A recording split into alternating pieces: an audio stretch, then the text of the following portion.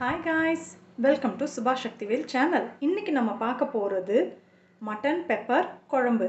வாங்க எப்படி செய்யலான்னு பார்க்கலாம். இப்போது ஒரு கடாய் வச்சு அதில் 2 ஸ்பூன் எண்ணெய் சேர்த்துருக்கோம். இப்போ இதில்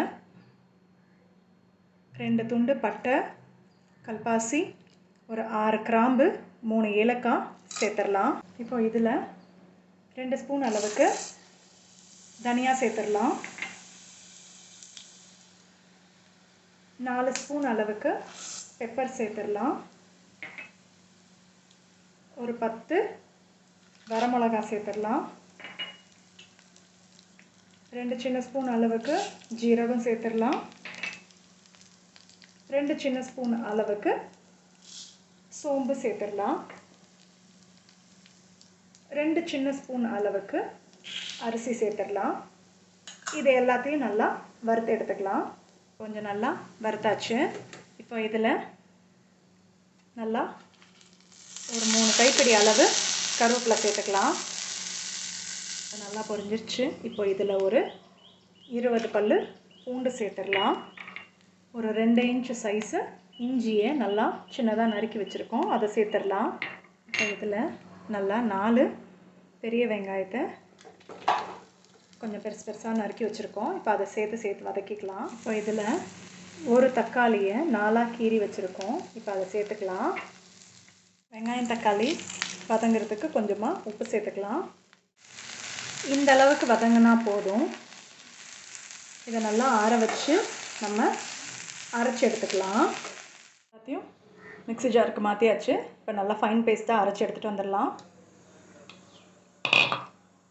இந்த மாதிரி நல்லா ஃபைன் பேஸ்ட்டாக அரைச்சி எடுத்தாச்சு. ஒரு குக்கர் வச்சு குக்கரில் ஒரு 2 ஸ்பூன் அளவுக்கு எண்ணெய் சேர்த்துருக்கேன்.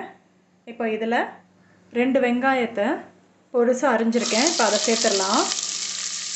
இதில் கொஞ்சமாக கருவேப்பிலை சேர்த்துக்கலாம். ஒரு தக்காளியை பொடிசாக அரிஞ்சு வச்சுருக்கேன், அதையும் சேர்த்துக்கலாம். வெங்காயம் தக்காளி நல்லா வதங்கிறதுக்கு கொஞ்சமாக உப்பு சேர்த்துருக்கேன். வெங்காயம் தக்காளி நல்லா வதங்கிருச்சு. இப்போ இதில் நம்ம மட்டனை சேர்த்துடலாம்.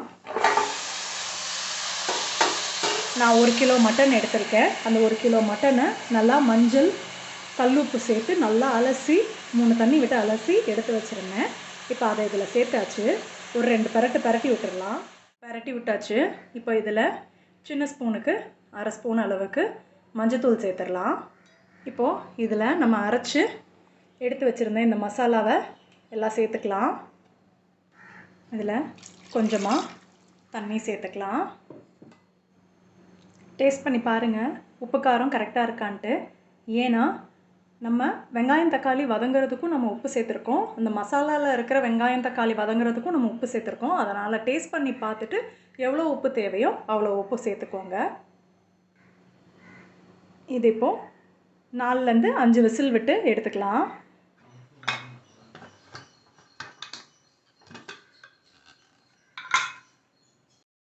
சூப்பரான மட்டன் பெப்பர் குழம்பு ரெடி. இப்போ இதில் கொஞ்சமாக ஃப்ரெஷ் கருவேப்பிலை சேர்த்துக்கலாம். செம்ம அரோமேட்டிக்காக சூப்பரான மட்டன் பெப்பர் குழம்பு இது. இதை நீங்கள் செஞ்சு பாருங்கள். பசங்கள்லேருந்து பெரியவங்க வரைக்கும் ரொம்ப விரும்பி சாப்பிடுவாங்க. இந்த ரெசிபி உங்களுக்கு பிடிச்சிருந்ததுன்னா எனக்கு கமெண்ட்டில் சொல்லுங்கள். வேறு ஒரு நல்ல ரெசிபியோட அடுத்த வீடியோவில் நான் வரேன். Bye guys.